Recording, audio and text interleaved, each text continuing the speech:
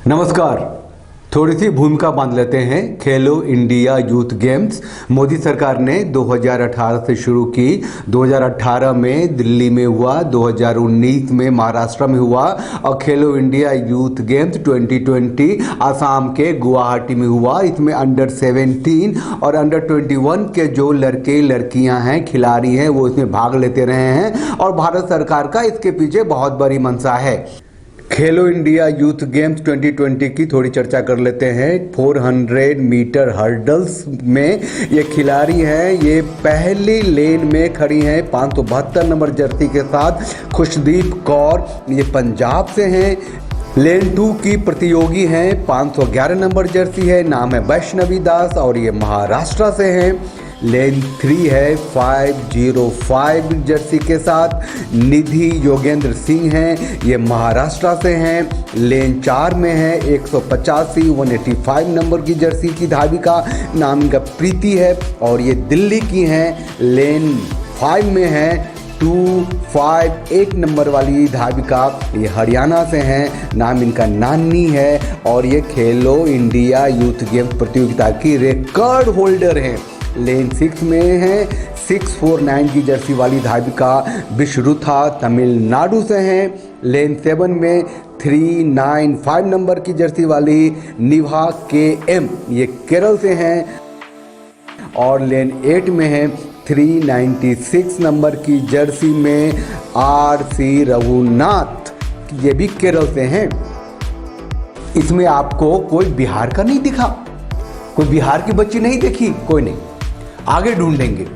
अभी जरा खेल देख लेते हैं। देखिए इन 8 में जो फाइनल में पहुंचे हुए हैं ये लोग, इसमें तो 2 महाराष्ट्र से हैं, 2 केरल से हैं, एक हरियाणा से हैं, एक दिल्ली से हैं, एक तमिलनाडु से हैं, एक पंजाब से हैं और ये सब खेलो इंडिया यूथ गेम्स में हैं, जिसमें एक नानी जो हैं वो तो रिकॉर्ड होल्डर हैं। लेकिन आप खेल देख रहे हैं और जो एनर्जी है, जो ऊर्जा है, जो ताकत है जो लगाई जा रही है वो कमाल की है। ये नानी जो रिकॉर्ड होल्डर थी उनको मात दे रही हैं दिल्ली की धाविका। दिल्ली की प्रीति ने 400 मीटर हर्डल्स 2020 अंडर 21 जीता। दूसरे स्थान पे आई नानी जो हरियाणा की हैं, रिकॉर्ड होल्डर हैं और निधि योगेंद्र सिंह जो महाराष्ट्र की धाविका थी वो तीसरे स्थान पे आई।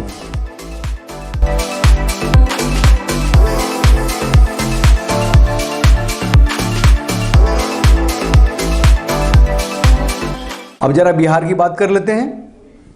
बिहार में जितने डिस्ट्रिक्ट हैं उतने स्टेडियम हैं, इसी के हिसाब से वहां बनाया गया है स्पोर्ट्स का सिस्टम, जो वहाँ नेटवर्क खड़ा किया गया है। जो भी मधुबनी है, दरभंगा है, सीतामढ़ी है, समस्तीपुर है, मुजफ्फरपुर है, ऐसा कोई जिला नहीं है जहाँ स्टेडियम नहीं है। स्टेडियम है और उन जो जगह है, जो उनका एरिया है वो राष्ट्रीय स्तर का है, कुछ तो अंतर्राष्ट्रीय स्तर के हैं। जो जगह है, जो दीवारें हैं, ये बिहार में खिलाड़ी क्या पैदा नहीं होते?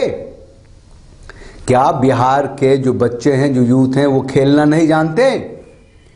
बिहार की जो संस्था है, जो वहाँ की व्यवस्था है, वो खेलों को तरजीह क्यों नहीं देती और कब से नहीं देती? ये जो स्टेडियम बने थे वो क्यों बनाए गए थे, किस सोच से बनाए गए थे और वर्तमान की सरकार क्या कर रही है? भारत सरकार ने खेलो इंडिया यूथ गेम्स की शुरुआत जो की, उसके पीछे मकसद ये है कि हर साल 1000 एथलीट्स पूरे भारत से जो अंडर 17 के होंगे, अंडर 19 के होंगे, वो चुने जाएंगे और उन्हें हर एथलीट्स को जो मेडलिस्ट होंगे उन्हें 5 लाख रुपया स्कॉलरशिप दी जाएगी और उसके अलावा प्रशिक्षण की सारी सुविधाएं दी जाएंगी। अगर राज्य अपने बच्चों को, अपने युवाओं को इस गेम के माध्यम से आगे बढ़ाता है तो ये राष्ट्र की जिम्मेदारी है कि राष्ट्रीय और अंतर्राष्ट्रीय स्तर का खिलाड़ी उसे बनाए। उसके लिए जो कुछ भी सुविधाएं दी जाए होनी चाहिए वो केंद्र सरकार देगी। अब देखिए बिहार, ये जो भी यूथ गेम्स जो हैं, खेलो इंडिया यूथ गेम्स 2020 की बात अभी हम कर लेते हैं तो यूनियन टेरिटरी और राज्य मिला के 33 रैंकिंग तक है। तो उसमें बिहार की रैंकिंग कितनी जरा मैं बता देता हूँ। ये जो पुडुचेरी है, ये जो लद्दाख है, ये जो सिक्किम है, तीनों एक ही रैंकिंग पे हैं। वो 31वें रैंकिंग पे हैं। 30वें नंबर पे है दमन दीव, 29वें नंबर पे है गोवा और उसके बाद 28वें नंबर पे हैं बिहार। मतलब बिहार की जियोग्राफी मत देखिए, उसकी आबादी मत देखिए, वहाँ इंपॉर्टेंस खेल का कितना है इससे आपको पता चलेगा। मेडल टैली की भी बात कर लेते हैं। देखिए मैं लिख के लाया हूँ, मेडल टैली में क्या है कि महाराष्ट्र जो है सबसे ऊपर है, उसको मिला 256 मेडल, ठीक है। और 28वें नंबर पे बिहार है, आप देख रहे हैं, इसको मिला 9 मेडल, 9। इसका मतलब पार्टिसिपेशन तो था ना भाई, 9 मेडल मिले ना हैं। अब है कि 1440 मेडल मिले टोटल, 1446 मेडल्स वहां बांटे गए, जिसमें कि 9 मेडल आए बिहार के हिस्से में। बड़ा दर्द से बता रहा हूं मैं, ठीक है। और इस सब में एक रेस दिखा, एक मतलब एक सूरज की किरण दिखी कि वो जो खेल है खेलो इंडिया यूथ गेम्स में, उसका एक खेल है लॉन बॉल का भी खेल है। उसमें लॉन बॉल स्पर्धा में बिहार के निखत खातून और खुशबू कुमारी जो एक टीम थी ने गोल्ड हासिल किए। अरे भाई गोल्ड! खेलो इंडिया यूथ गेम्स 2020 में 10,000 खिलाड़ियों ने भाग लिए, 20 खेल थे और 451 451 इवेंट्स थे। 10 जनवरी से 22 जनवरी तक खेल चला था, जिसमें से बिहार के 74 खिलाड़ियों ने भाग लिया था। 17 प्रशिक्षक थे और एक प्रबंधक थे। और जो टीमें थी करीब करीब सारे खेलों में थे, तीरंदाजी, बॉक्सिंग, हॉकी, निशानेबाजी, वॉलीबॉल, एथलेटिक्स, साइकिलिंग, जूडो, तैराकी, भारोत्तोलन, badminton, football, kabaddi, table tennis, कुश्ती, gymnastic, kho kho, tennis, lawn ball event बताया अभी, जिसमें गोल्ड लेके आई हैं वो 2 बच्चियां। तो अब हम ये देखते हैं कि 10,000 खिलाड़ी थे और बिहार से 74 खिलाड़ी गए थे। ये 74 अगर हम फुटबॉल की टीम को 15 मान लें, हॉकी की टीम को 15 मान लें, कबड्डी की टीम को 15 मान लें, वही स्त्री पुरुष दोनों की टीमें मिला के गई थी, है ना। अब उसमें वॉलीबॉल और इस सब की टीम में 7-7 खिलाड़ी होते हैं, तो भैया सिर्फ इतने कम खिलाड़ी। और खिलाड़ी चुने कैसे आप लोगों ने? इन लोगों से जब पूछा गया कि भैया ये खिलाड़ी को आपने सेलेक्ट कैसे किया, तो उन्होंने ये कहा कि school games federation of India है, उससे जो उसमें जिन बच्चों ने, जिन खिलाड़ियों ने अच्छा किया, हमने उसको चुना। फेडरेशन ऑफ इंडिया के खिलाड़ियों ने अच्छा किया।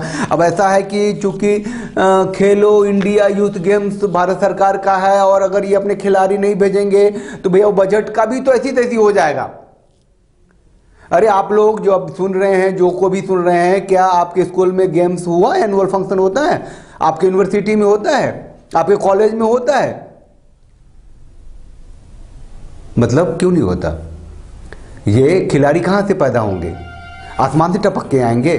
बिहार में state art culture and youth affairs की मिनिस्ट्री है। State art culture and youth affairs की मिनिस्ट्री है। जो देखते थे अपना, वो जो हेल्थ वाले थे मंगल पांडे, बाद में आलोक रंजन जी को लाया। चलो भैया वो आए तो कुछ तो बोल रहे हैं ना कि अगले साल जो है, अगले साल बोले थे, मतलब कि अब ये 2022 में ही अंत में, पिछले साल सितंबर में उन्होंने कहा था कि भैया अगले साल जो है हम यूथ यूनिवर्सिटी लेके आएंगे।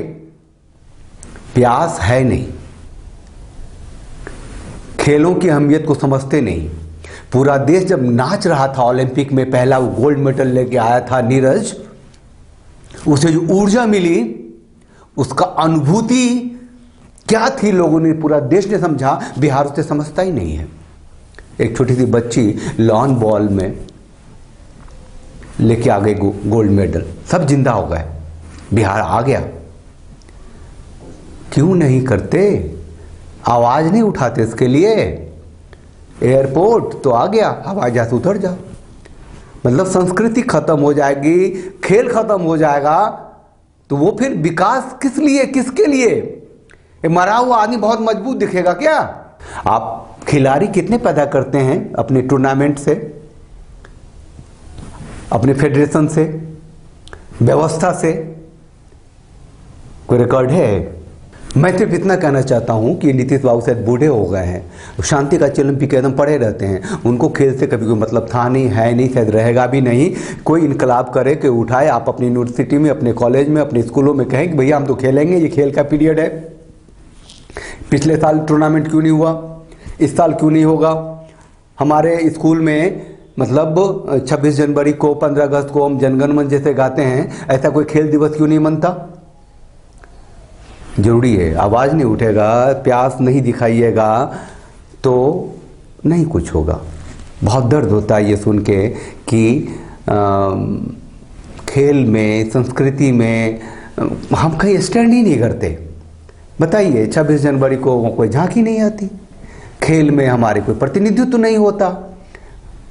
मतलब आचार व्यवहार जो भी है, बिहार का जो पहचान है, वो अच्छी सड़कें जो वो केंद्र सरकार बना देती है वो है, जल नल योजना है, अच्छी बस स्टैंड है, अच्छे कपड़े हैं, पान की दुकान है, मॉल हैं। खिलाड़ी कितने पैदा किए, कलाकार कितने पैदा किए, सांस्कृतिक रूप से कितने समृद्ध हैं। चलिए, चैनल को लाइक कीजिए, शेयर कीजिए, सब्सक्राइब कीजिए। और हम तो राष्ट्रवादी हैं, हम कहते हैं भारत माता की जय, वंदे मातरम, जय भारत। Thanks for watching.